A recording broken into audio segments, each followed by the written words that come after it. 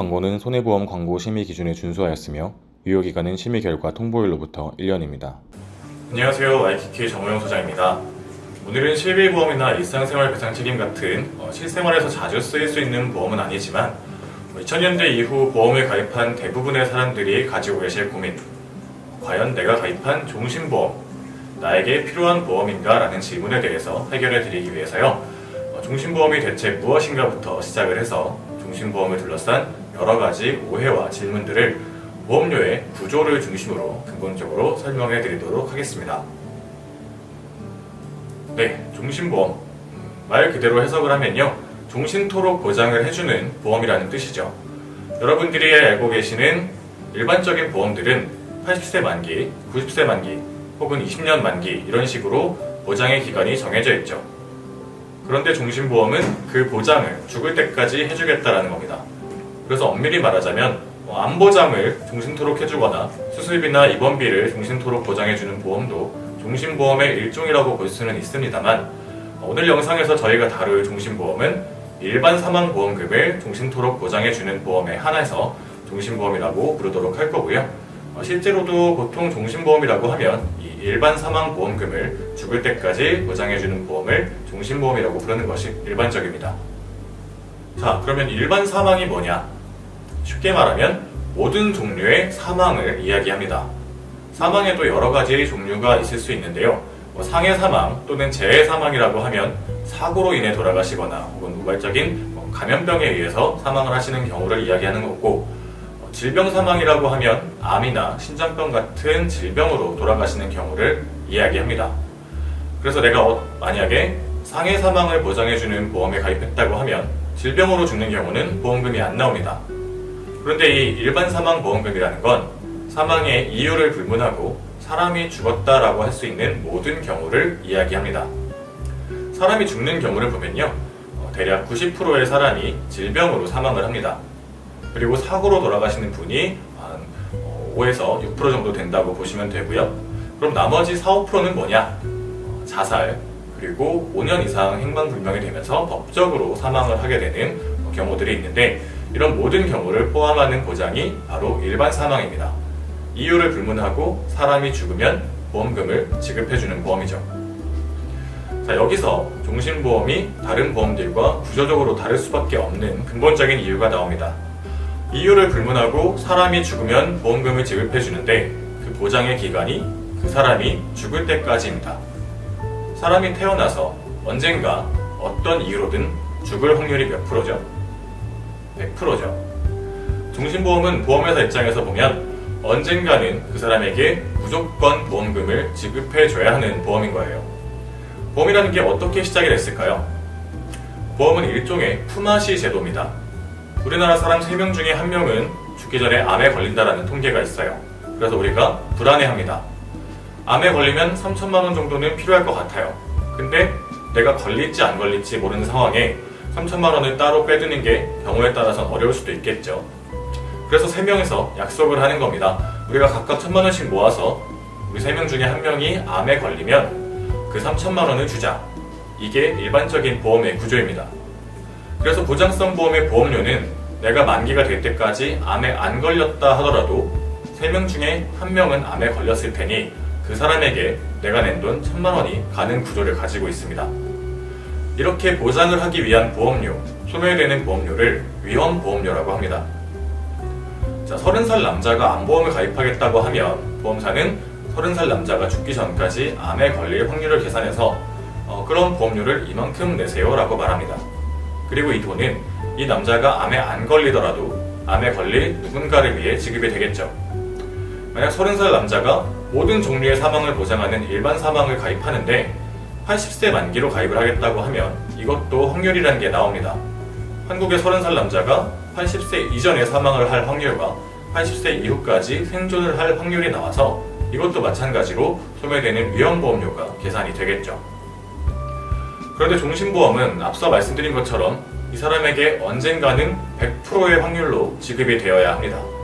그러면 보험사는 어떤 식으로 상품을 만들어서 보험료를 받아야 보험사가 안 망하고 보험금도 잘 지급을 해줄 수 있을까요? 바로 애초에 받아야 하는 위험보험료에 더해서 적립보험료를 함께 받는 겁니다. 예를 들어서 내가 80세 만기로 사망보험금 1억을 보장받으려면 내야 하는 돈이 5만 원이라고 가정을 해볼게요. 물론 사업비나 이런 것들이 포함되겠지만 이해를 돕기 위해서 일단은 이 5만 원이 다 소매되는 위험보험료라고 가정을 하겠습니다. 그러면 종신보험은 이 5만 원의 보험료는 보험료대로 받으면서 예를 들어 한 15만 원 정도를 처음부터 더 비싸게 받는 겁니다. 그러면 나는 20만 원을 내고 1억 원의 보장을 가입을 하는 거죠. 그러면 그 중에 5만 원 정도는 조기에 사망하는 사람들이 있잖아요. 나도 가입하고 나서 1년도 안 돼서 사망을 할 수도 있는 거고, 그러면 이 위험보험료는 그 사람들에게 모아서 지급이 되는 보험료로 애초에 소멸이 됩니다. 그런데 이 사람도 언젠가 70대가 되고 80대가 되면 점점 사망할 확률이 높아지겠죠. 그래서 25만 원 정도는 이 사람의 몫으로 적립이 됩니다. 근데 조기에 사망하는 분들보다는 70, 80대에 사망하는 분들이 훨씬 더 많다 보니까 보험사 입장에서는 아주 오랜 기간 동안 비싼 보험료를 받아서 그 모인 돈으로 여기저기 투자도 하고 대출도 해주고 돈을 불리면서 이 사람에게는 처음에 약속된 방식대로 차곡차곡 이자를 쌓아주고요. 나중에 이 사람이 사망하면 결국 이 사람이 꾸준히 15만 원씩 낸 돈에 이자를 얹어서 그 사람에게 돌려주는 형태의 보험을 만든 거죠. 물론 경우에 따라서는 사람이 120세가 되면 다 죽더라 라는 개념으로 소멸되는 형태의 종신보험도 존재를 합니다만, 시중에 판매되는 대부분의 종신보험은 이렇게 장기적으로 예정이율 또는 투자 수익률에 따라 적립이 되는 형태의 보험으로 이루어져 있습니다. 그래서 종신보험이라는 건 근본적으로 구조적으로 보장성 보험의 성격과 저축성 보험의 성격이 혼합되어 있는 형태의 보험입니다. 자세히 뜯어보면 이 위험보험료와 적립보험료가 함께 포함되어 있을 수밖에 없는 거죠.